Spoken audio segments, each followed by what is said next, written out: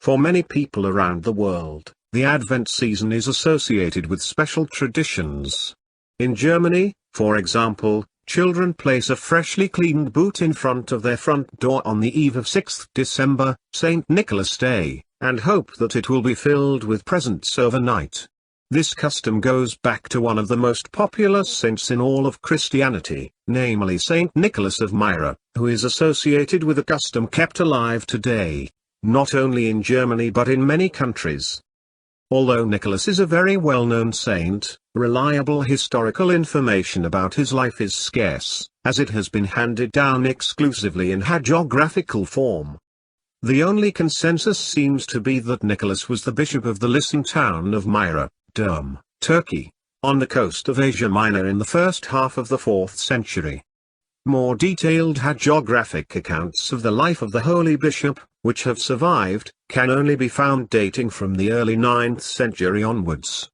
Of these, the Vita per Michaelem forms the basis for further Nicholas Vites, into which, however, incidents from the life of a later Lycian bishop with the same name, who died in 564, were also woven.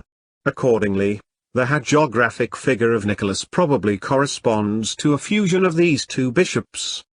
A cult around the holy bishop, which had apparently already been established in the eastern Mediterranean by the 6th century, is already easier to prove than the person.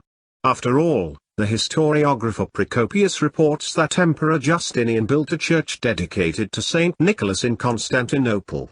With a delay of about 200 years, the cult of the Lycian saint was also gradually able to assert itself in the West, although it developed there much more slowly than in the East.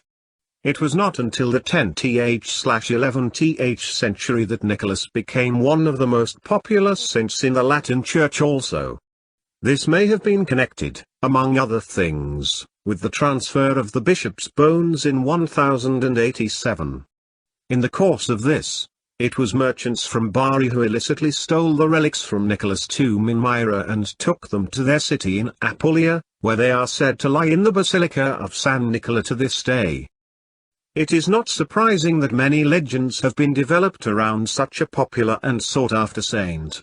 For example, Nicholas would have saved the inhabitants of Myra from famine with a miraculous increase of grain, saved sailors from sinking as well as innocent people from the death penalty, thwarted revenge plans of an ancient goddess and even raised 3 dead boys from the dead.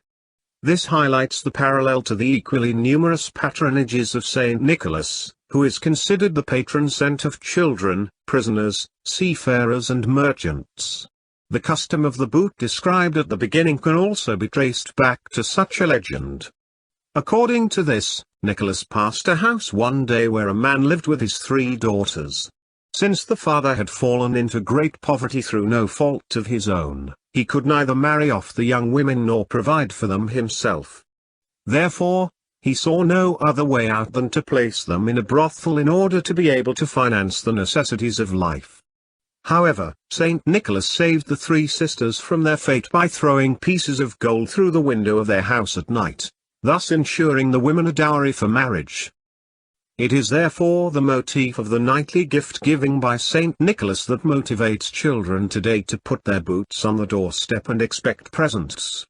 And at the same time, it is the motif of a generous and gift-giving Saint Nicholas in combination with his quality as the patron saint of children that ultimately forms the decisive basis for the popular figure of the modern Santa Claus.